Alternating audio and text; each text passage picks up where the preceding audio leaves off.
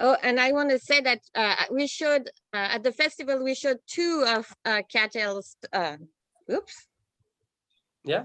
of Catel's film. We showed Heal the Okay. Living as our closing film one year, and we presented Suzanne as well. So we really love her work. Nice. So Ilya was saying that when he says they, it is him and Catel, who is his partner in life and who is also a director.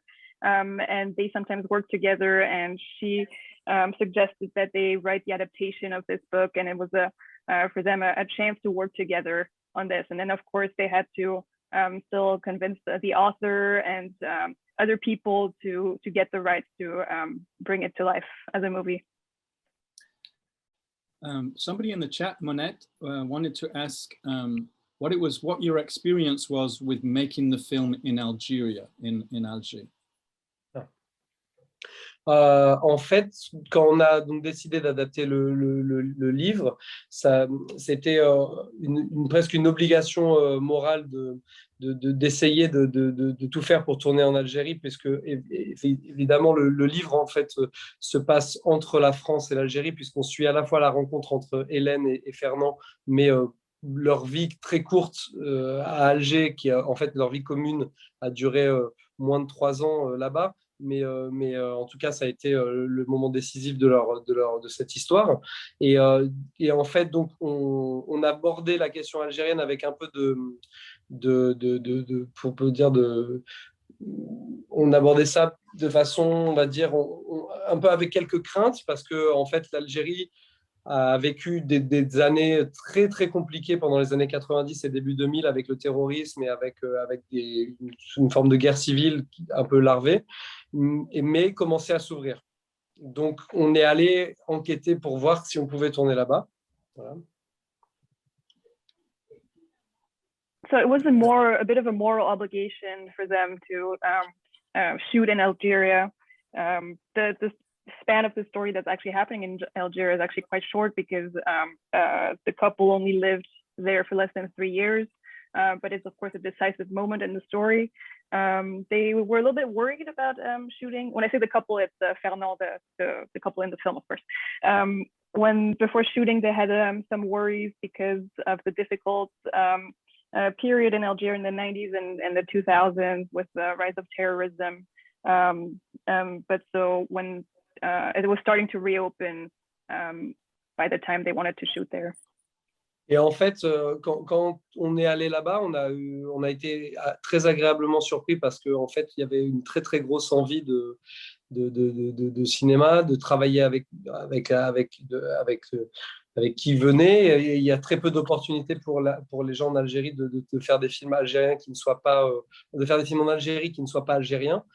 C'est pas, il y a des films qui se tournent là-bas, mais c'est assez rare, parce que la difficulté, c'est qu'il n'y a pas de formation réellement en Algérie pour devenir technicien de cinéma. Il n'y a pas réellement de formation quelle qu'elle soit. Et donc, du coup, il y a un défaut, on va dire, de techniciens qui soient formés. Et comme le pays a été fermé très longtemps, il n'y a pas beaucoup de coproduction internationale, contrairement au Maroc, où par exemple, au Maroc, il y a beaucoup de tournages de films américains qui se produisent, énormément de choses comme Mission Impossible, James Bond, des très, très grosses productions qui, en fait, forment les gens. Donc, au Maroc, il y a une formation par le cinéma qui vient des États-Unis, d'Europe, de tourner, qui forme des gens sur place. Et en Algérie, il n'y a pas ce turnover de tournage, et donc il y a peu de formation. Et c'est ça la principale limite aujourd'hui en Algérie.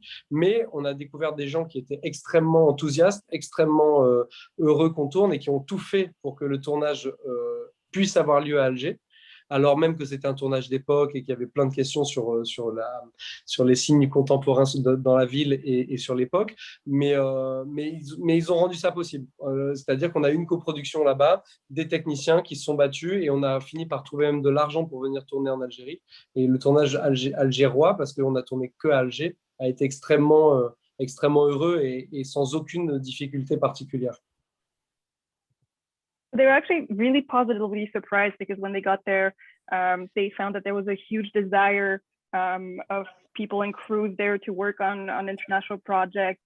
There was a lack of real technical training there, because there is no real schools or programs for people to train themselves in technical skills in the movie industry, because the country was closed for so long, and then also didn't profit from co-production between different countries or different funds, unlike Morocco. So we can compare how Algeria has been closed for so long and Morocco has been open to cinema, and there have been huge productions like James Bond or Mission Impossible that have also worked with local crews and developed skills for the people there.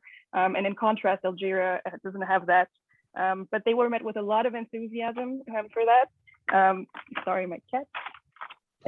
Which made it possible to shoot the whole thing in Algiers. And it was a really positive experience. And they did make a co-production. They did get the funds to shoot there successfully. Thank you. One of the questions that we were talking about before you arrived, Lier, is in the treatment of Arabs versus the treatment of white French in the film. It reminded us of some of the issues that came up during the past kind of last summer to do with like Black Lives Matter and different treatment of people, and we sort of found a resonance in this film with sort of contemporary things that are going on today. And I wondered if you had any thoughts about that.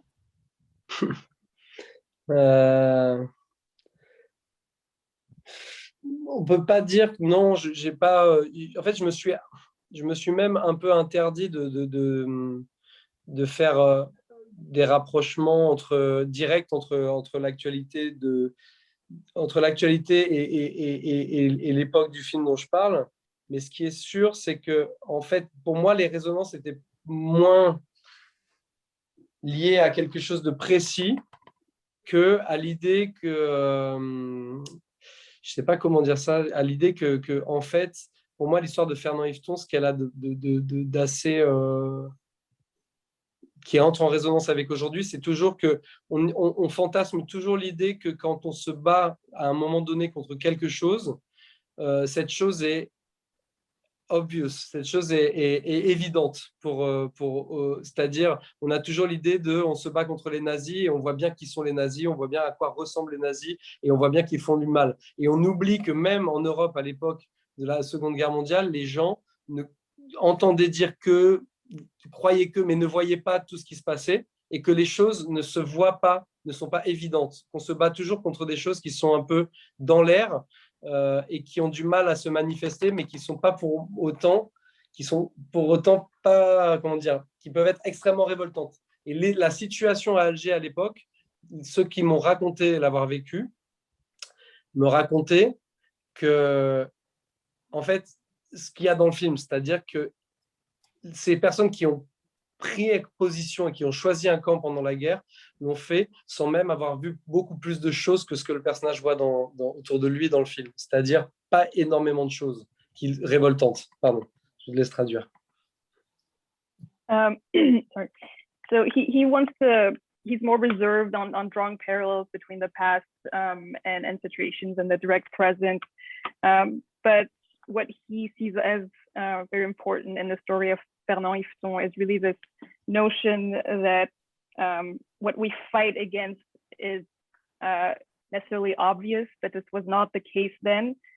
It's in those times, or when we think about people fighting the Nazis now, this is a bit of an obvious idea. We fight against them, but in those moments, it's things that are in the air, but that are not evident. They are not obvious in a sense. And in the situations in Algiers, people had not necessarily seen everything that Fernand had seen and would take position. Yeah, tell me if I've missed something. No? I think that's it. And I think that for me, I was thinking in terms of when I saw this idea of, especially that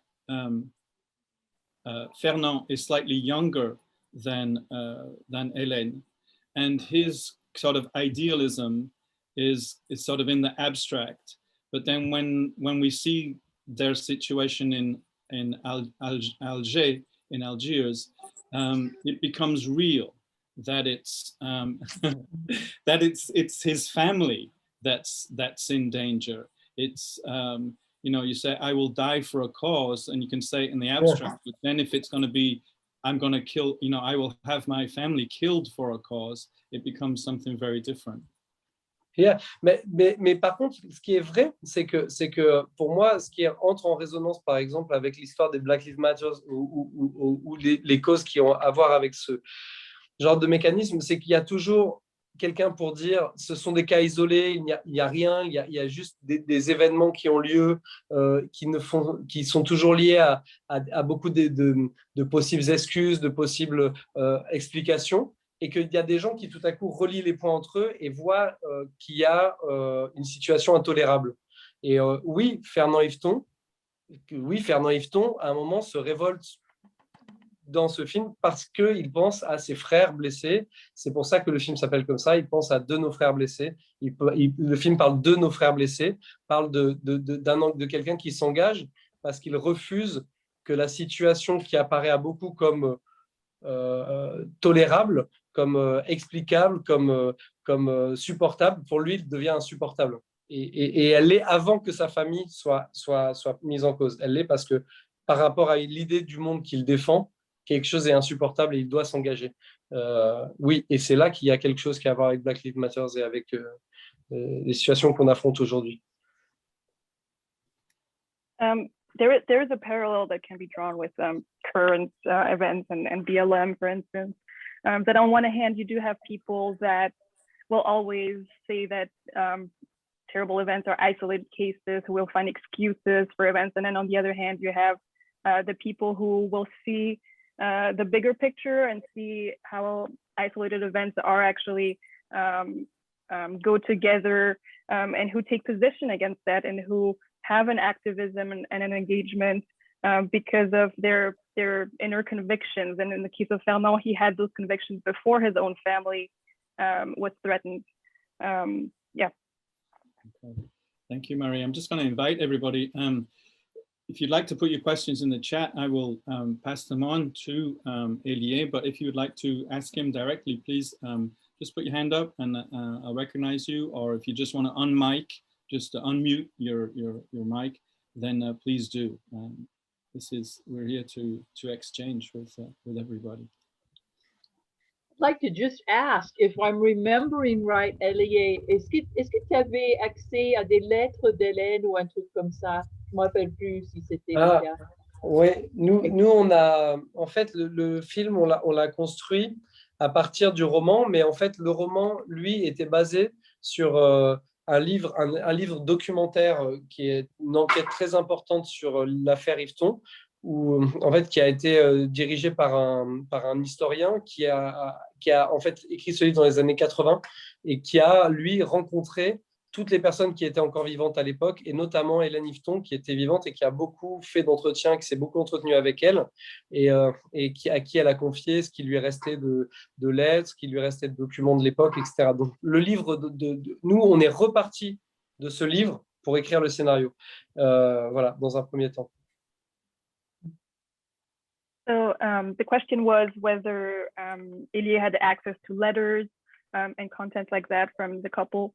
And Elie says that it was based on the book by Joseph Andras, but the book itself, which is a novel, a historical novel, was based on a documentary book from someone who had done historical research. The book was published in the 80s, so he had a chance to meet Hélène and to collect a lot of research from documents and interviews with Hélène and people from that time.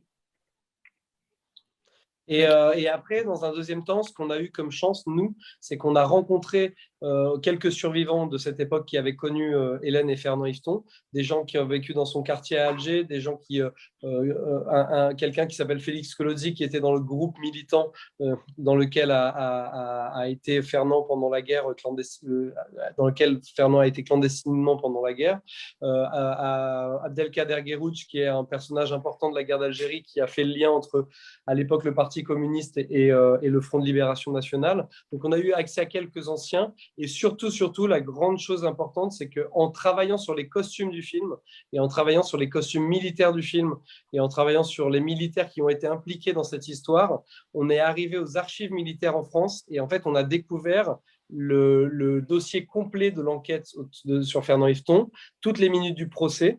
Et donc, en fait, un dossier de 200 pages qui compilait toutes les interrogatoires, toutes les pièces et les documents qui avaient été réunis par la justice à l'époque, la justice civile et la justice militaire. Et en fait, on a réussi à sortir des archives militaires pour la première fois une capture de ce dossier.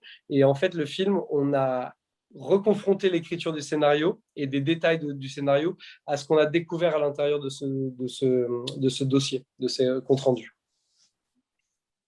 And thereafter, him and his team were able to meet survivors who had known Yveton, such as neighbors or people who were in the same clandestine activist groups as him, from that were either European or Arab or from the time.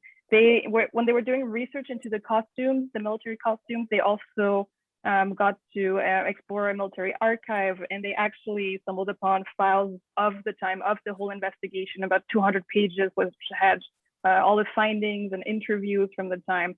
And they, for the first time, were able to get a copy of that from the military archives, and then were able to rework some details of the scenario of the film.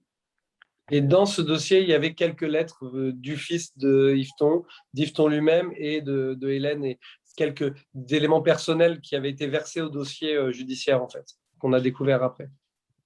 In this file, there were also some letters of the son of Fernand and Hélène, for which they could use personal details, more about the relationship between them as a family.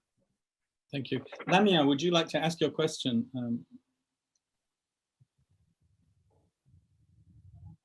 Lamia? Apologize, I was muted as usual. Well, yeah. So thank you so much for this movie. Thank you for reviving Fernand Yveton in our memories and history. I'm Algerian, and I've only heard about Fernand Yveton through my father, who fought for the independence of his country. I was born after the independence.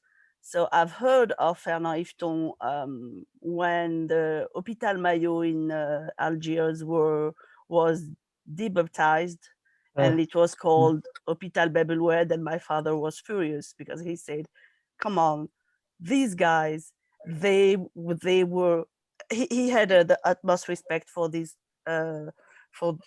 people who were part of Algeria, and I'm talking about les Pieds Noirs. So they were much more part of Algeria than French coming from Metropole, because they were not seeing Algeria the same way. They were seeing Algeria as an administrative, how can I say, add up. Whereas the Pieds Noirs were at the heart of, living with Algerian people in the same neighborhood, going to the same schools. It was really different. And embracing communism, they had this ideal of having everyone, how can I say, having fairness. So they fought up to lose their lives. And I'm sorry to say that I've never heard about Fernand Yveton through whatever I was taught in school in Algeria. And that's a shame. Il a donné sa vie. Il a été, I mean, that's really a shame. And I would like really to praise you for that. So I didn't get the chance to watch the movie, I'm sorry, because I've been for 3 weeks in the Arab Film Festival in San Diego. So I didn't get the chance to watch it in the meantime.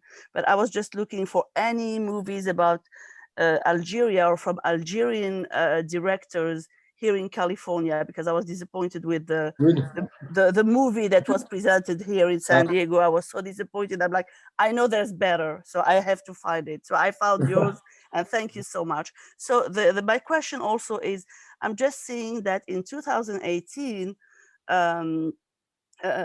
actually in Paris, there was a theater play that was adapted from, yeah. So did you get a chance to see it? No, no, no. J'ai juste eu la chance de rencontrer le metteur en scène. Ah, super. I met the guy who wrote the theater adaptation, the theatrical adaptation, but I didn't get the chance to see the play. But yeah. So my last question is: this movie going to be promoted and comment dire, est-ce que ça va être vu en Algérie dans les cinémas? En fait, on a eu des projections pour l'instant juste dans les instituts français. Oui, Parce bien que sûr. c'était les Comme seuls cinémas voilà, qui étaient aussi ouverts pendant la question de la pandémie. Il y avait des histoires un peu compliquées. Puis le réseau de cinéma en Algérie est un peu compliqué. Oui. Quoi. Il y a peu de cinémas qui sortent les films. Donc, en fait, normalement, on a un producteur algérien. Donc, il a, lui, intérêt à sortir le film si jamais c'est possible. On a eu des projections... on a eu des projections en institut et le film il ne sort que normalement le 13 octobre en France et en Belgique. Donc je ne sais pas ce qui va se passer à ce moment-là selon la situation en Algérie, s'il y aura une sortie simultanée ou un effort de sortie. Ouais, voilà. C'est en cours de réflexion. So the question was whether the film will be distributed in Algeria.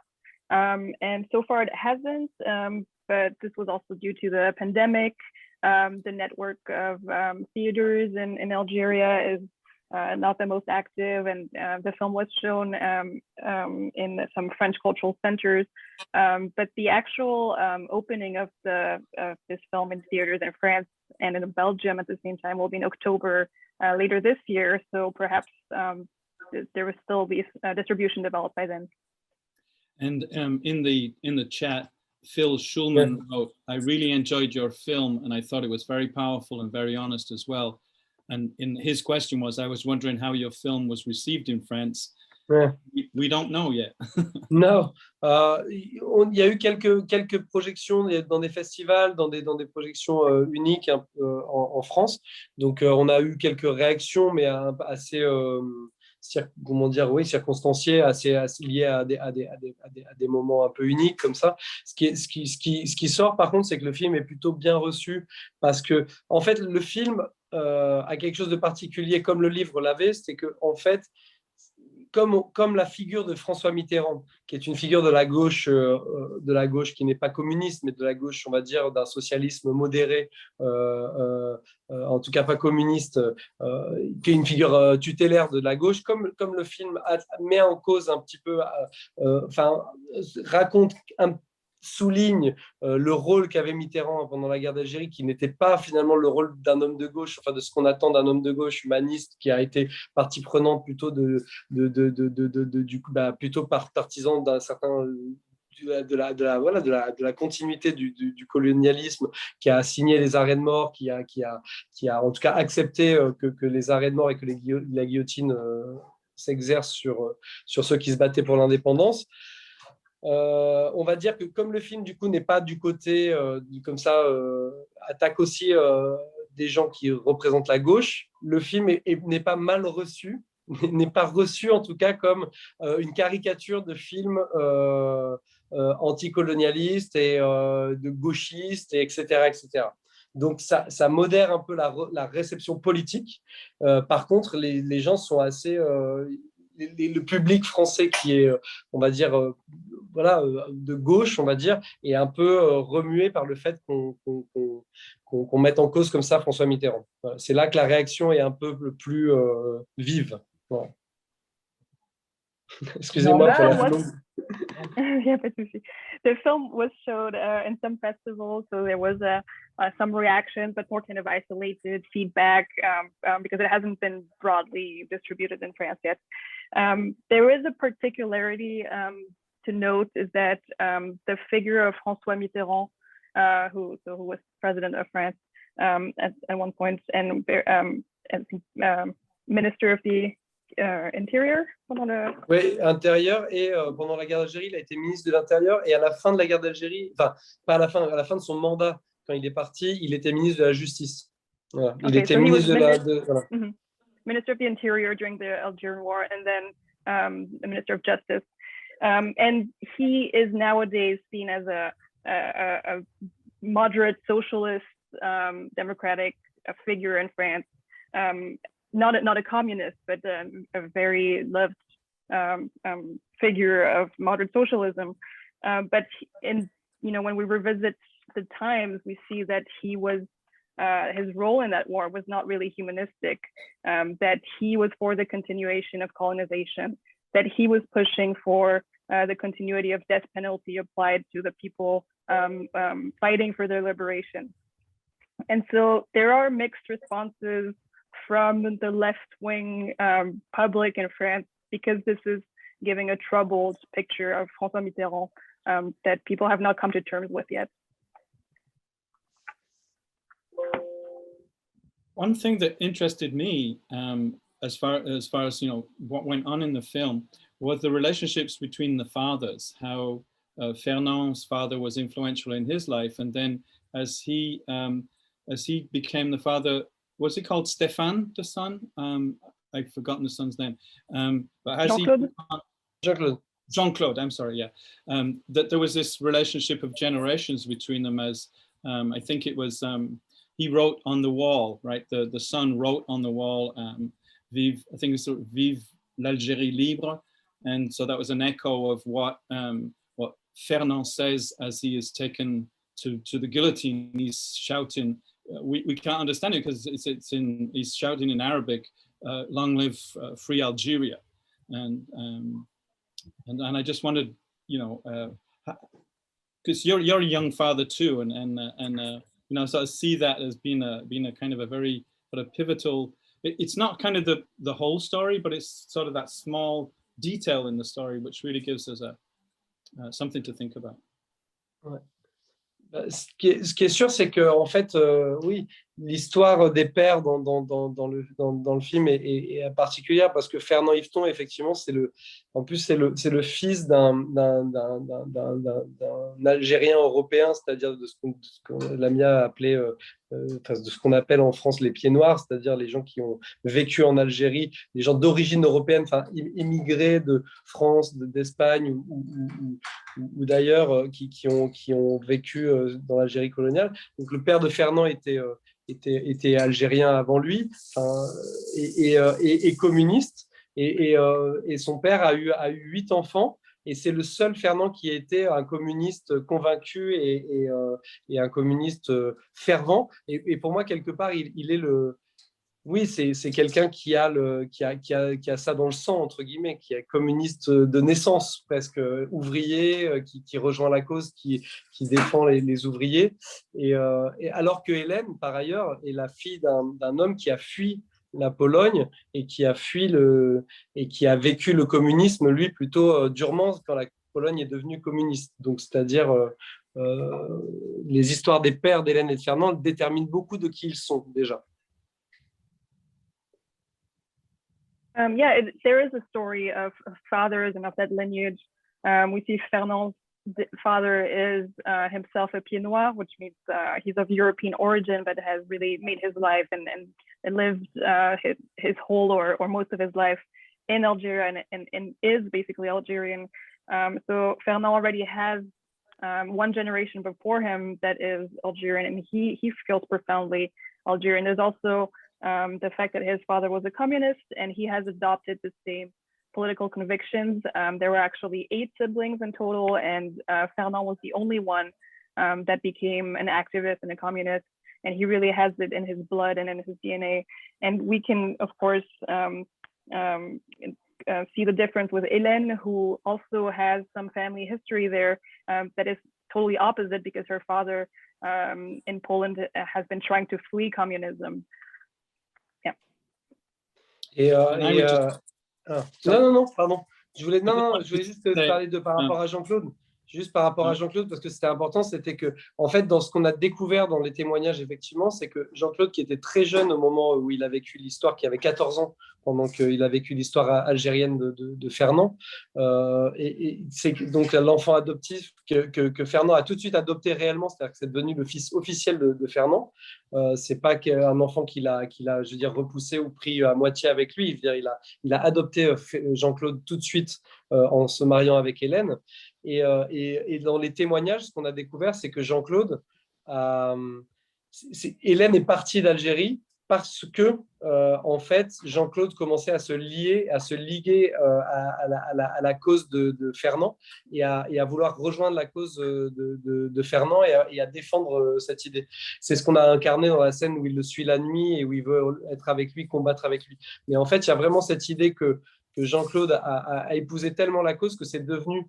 Fernand Yveton ne s'est pas engagé parce que sa famille a été menacée, mais par contre, Hélène a décidé à un moment de faire partir Jean-Claude parce qu'elle se disait, lui, il commence à prendre des risques pour sa vie, alors que c'est un enfant qui ne fait pas partie réellement de cette histoire.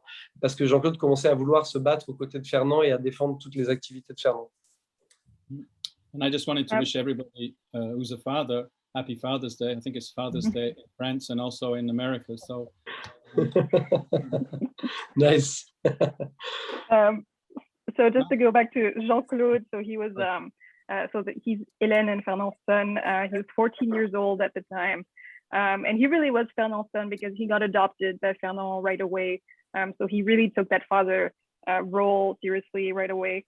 And Hélène left Algeria because of Jean-Claude, because she was starting to see that he was getting invested in Fernand's fight. And whereas Fernand had that in his history and that he was really in the middle of this conflict and that he developed his activism very organically, Jean-Claude did not have this history, and she didn't want him to be involved and to risk his life for it. Et pour finir sur cette histoire de vivre l'Algérie libre, cette phrase "Vive l'Algérie libre", elle est pas du tout anodine parce que la grande chose qui se passait à l'époque, c'est que trop peu de gens en France s'engageaient pour l'Algérie, mais la plupart des gens qui s'engageaient pour l'Algérie s'engageaient pour la paix en Algérie. Ça, c'était le grand truc des communistes français, des socialistes français et des partisans, on va dire, d'un certain humanisme, c'était quand même de s'arrêter à paix en Algérie. Et très peu de gens en France à cette époque criaient ou écrivaient vive l'Algérie libre, vive l'Algérie libérée du colonialisme français. Et ça a été le grand problème de la gauche après ces années-là, c'est que la gauche en France, les défenseurs de la liberté, ne s'étaient pas engagés pour la liberté en Algérie, mais simplement pour la paix, c'est-à-dire pour l'arrêt des conflits. Juste pour l'arrêt des conflits, mais pas forcément pour la libération de l'Algérie. Donc cette phrase de Jean-Claude, vive l'Algérie libre, elle est importante juste parce que voilà, il l'écrit il l'écrit en français dans la continuité de son père adoptif. So for the phrase "Long live free Algeria" that Jean-Claude writes on the wall, it is important because at the time, French people in France and on the metropolitan territory were doing really not enough for the situation at the time.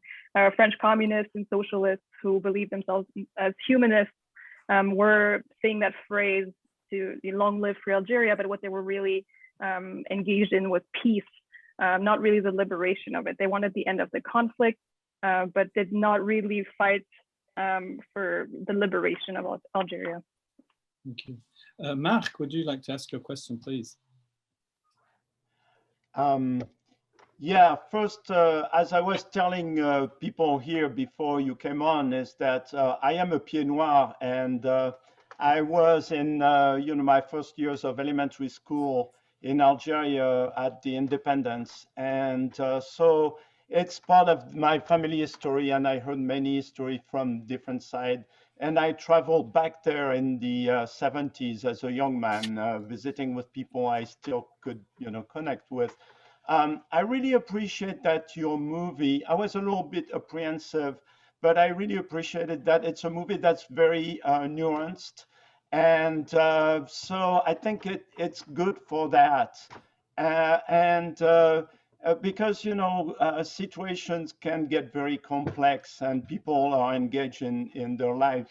And I thought it was really interesting to me to see that really Fernand was hoping that he could liberate Algeria as an Algerian and kick the French government out, but still live there. And I think there were people that were also with that. And then I think it comes to that understanding when the other guy comes in his prison cell and say, well, really, no, you're not part of us, not only because you didn't kill anybody, but also because we don't want you guys anymore, right? And in the end, a lot of people that were kind of favorable also got kicked out, you know, at the independence and had to take their suitcase and leave. So I thought that, yeah, it tells that very well. On a more trivial point, I really enjoyed how you recreated Algiers. I mean, all the cars from when I was a kid, the 203 Peugeot and the big poster for the Pile Wonder.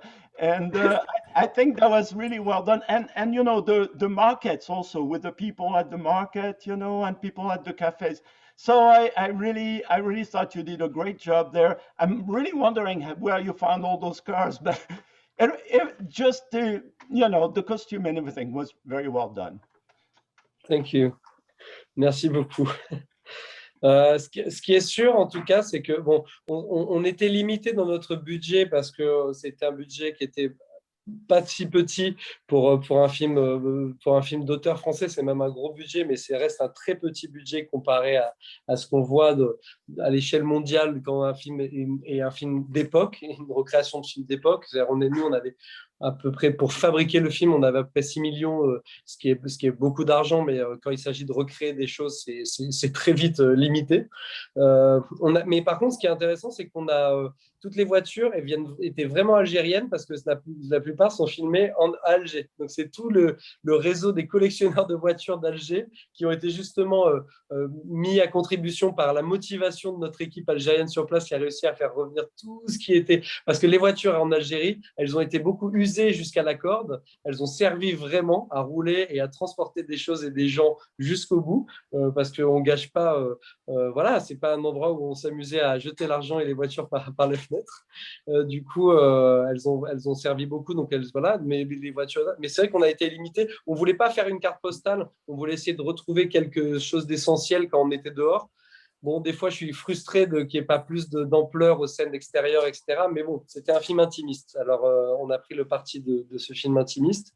Et en tout cas, ce que je voulais juste dire, c'est que ce qui est sûr, c'est que nous, quand on a plongé dans cette histoire, on a mesuré chaque jour un peu plus la complexité de cette histoire. Et on a essayé, en suggérant, dans les suggestions, dans les intervalles du film, à chaque fois de raconter la complexité plutôt que comment dire, qu'un engagement, qu'une héroïsation d'un point de vue ou d'un engagement, parce qu'il y a eu des vies mises en jeu de tous les côtés dans cette histoire algérienne. Et c'est sûr que c'était un bouleversement incroyable. On n'a pas parlé de tout. On n'a pas parlé des pieds noirs, du départ, de la fin de cette histoire de l'Algérie des pieds noirs. Mais on a découvert avec beaucoup d'empathie, on a découvert beaucoup de choses et notamment beaucoup de complexité à chaque pas qu'on faisait dans cette histoire. Voilà, c'est sûr. So they had a limited budget, actually like a pretty comfortable budget in general, about 6 million euros for such a film, but it becomes limited whenever you have to set this in a specific historical setting and have to deal with decors and costumes. But they were lucky to have an extremely enthusiastic and motivated team in Algeria who really got to find all the networks of collectors who had all these ancient cars. The difficulty was that in Algeria, everything is nothing is wasted. Everything is used until it doesn't work anymore. So a lot of the cars had been used continuously and they still managed to find cars that were still in shape to be used in the film. And while filming, they constantly measured the complexities of the story. And in the intervals of the film, they tried to really portray the complexities of all the relationships and a lot of details of the story and the history, rather than just creating a portrait of a hero and to portray heroism.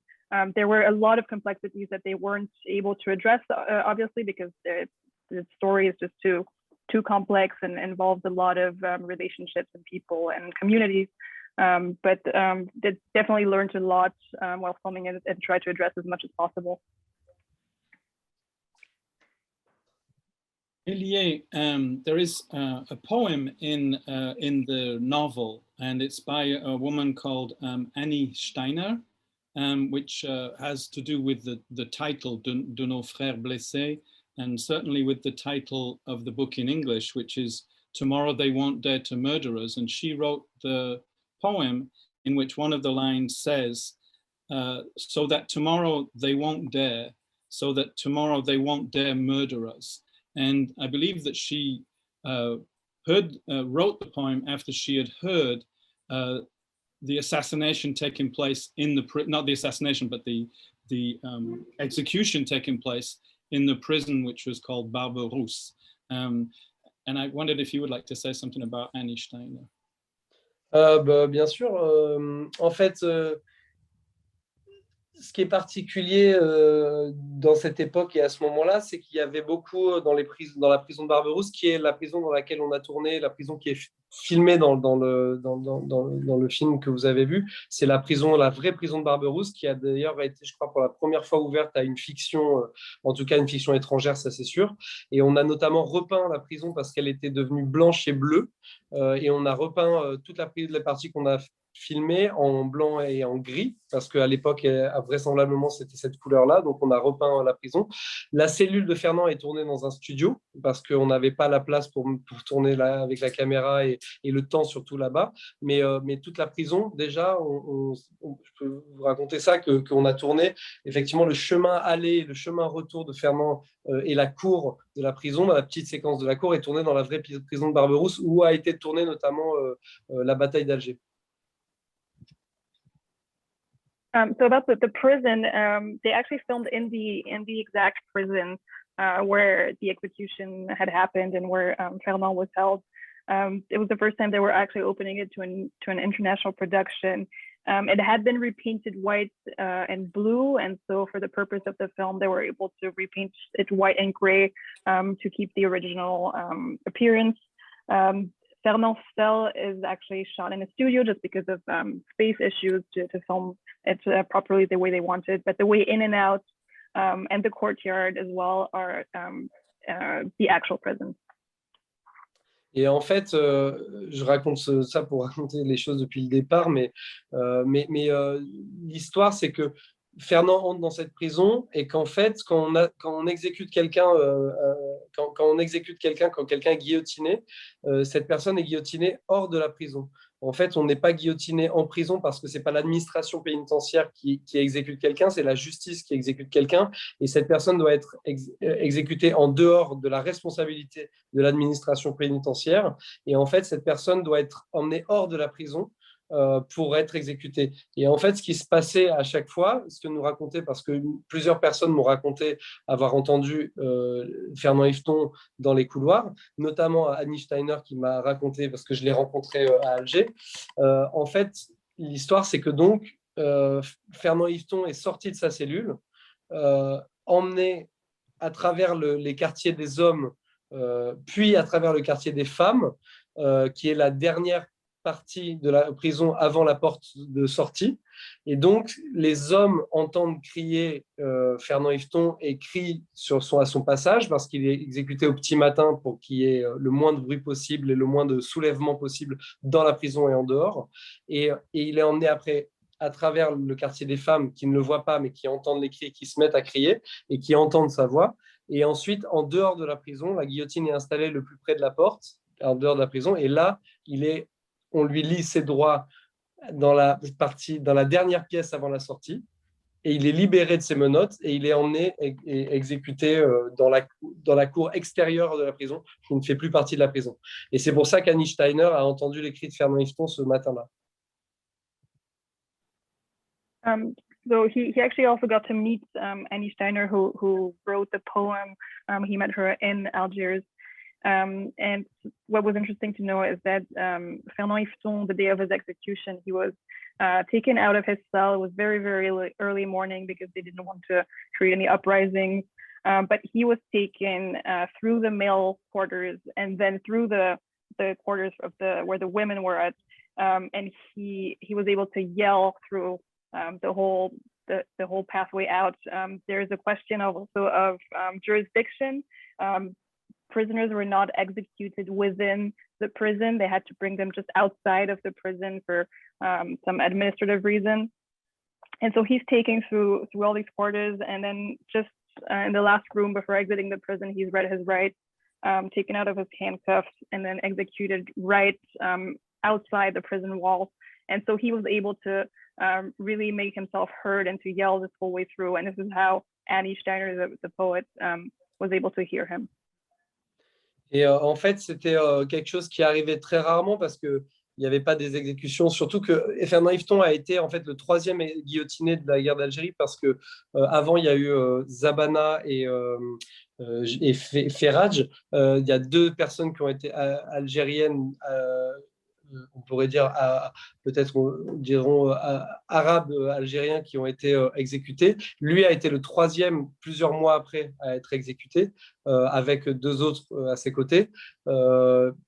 Donc, en fait, les exécutions se sont intensifiées au fur et à mesure de la guerre, mais elles n'étaient pas quotidiennes ni hebdomadaires à cette période-là. Mais en fait, il y avait déjà quand même cette tradition de, dès que les gens entendaient le bruit des clés et le bruit spécifique au petit matin des hommes qui allaient chercher les condamnés à mort, de crier « Taïa al-Jazaïr », de crier le cri qui est devenu le cri de la libération algérienne, que Fernand Yveton reprend lui avec son accent, on va dire pied noir, enfin français, mais ces cris moi j'ai croisé plusieurs personnes qui se souvenaient des cris de Fernand Yveton ce matin-là, et Annie Steiner, ces cris l'ont hanté, et on fait qu'elle a écrit ce poème d'où est tiré le titre du roman, ce poème qu'elle a écrit le lendemain de son exécution. Mais en fait, c'est ça dont parle le film, de toute façon. C'est cet écho de ce cri qui se met à résonner à travers les hommes et les femmes qui sont emprisonnés dans cet endroit, et qui sont la plupart emprisonnés parce qu'ils ont soutenu d'une manière ou d'une autre la libération algérienne, et qui entonne ce cri qui va devenir le cri de la libération algérienne, et qui donne tout son écho à ce qu'est le titre du film et à ce qu'est le titre du livre avant lui. So executions were quite rare still at the time. Fernand was actually the 3rd one. Before him, there were 2 Arab Algerian men who had been executed, and then he was the 3rd along with 2 others. Yet there was, and then there were many more to follow, but there was already this kind of tradition of like knowing when inside the prison when an execution was starting to take place, because of certain keys and certain noises very early in the morning. And this cry, this yelling, became a tradition and kind of a cry for the Algerian liberation, and has echoed through from men and women in the prison to outside of the prison. And Annie Steiner, the poet, was really haunted by that cry, and she wrote this poem the next day, and it really represents the sound of the Algerian liberation. Annie Steiner was also a Pied Noir, coming from a European and an Algerian family, and she married Rudolf Steiner, and she was a militant for the liberation of Algeria, and split up from her husband. He went back to Europe, and she tried to get her children back from him, but ended up not being able to, and she returned to Algeria and spent the rest of her life in Algeria. And is remembered as a great revolutionary. And I believe she passed recently.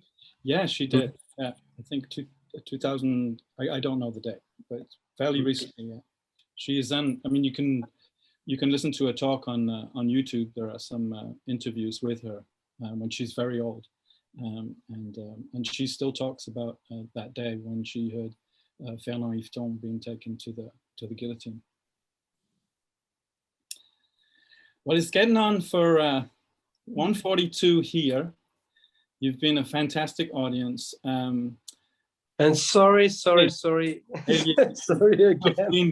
Please. I'm so glad you saw the movie, and you we just shown it. So sorry for being late, and thank you for having me. Thank you for coming. Elie, you missed a lot of compliments and people saying how much they enjoyed it. Yeah. Thank you. Thank you so much. Thanks, Shannon. Thank you so much for coming. You're a wonder. Elie, thank you. It didn't matter that, I mean, it would have been great if you hadn't been late, but it was great that you were here and that we had a chance to kind of get warmed up before you came, you know. And yeah, but I have Love a it. deal because you were late. For your next film, you have to come to Sacramento. yeah. Oh, Yeah. oui. I will be glad again, and I pay for my tickets. Okay, it is recorded, remember? So what's next? Would it be a story about Émilie next Bousquet? we are making a short series with Cisterne. We wrote the script together with other people, and it's a small series. It's a 6 episode, 52 minutes, 6 episode for Arte in France, and it's co-produced by Netflix, so it will be on Netflix too. It's a kind of a strange Arte Netflix co-production, but it's great. It's about like and it's a series about like the early days of hip hop in France, the arrival of hip hop culture in France in the 80s. But in France, it was a bit like more strange and comment on dit bricolé? How do you say bricolé? Good question. Do it yourself. Huh? Like a do it kind of do it yourself movement again. You know, it was do it yourself movement in US, and when it appears in France, it was made by people who mixed it with some other influence. So it's kind of a funny story. It's something between Freaks and Geeks by Apato, I hope, and something more like a Ken Loach movie, you know? It's a mix between naturalism and comedy. So we are working on the edits. It's the first week of the edits. We shot 4 months, February till now, and we are editing for 1 week with Cisterne together. We did the whole thing together every day. Bravo. Do you have a title for the show? Is there a title? In French is Le Monde de Demain, the world of tomorrow, but I don't know what will be the English title. We will let you know.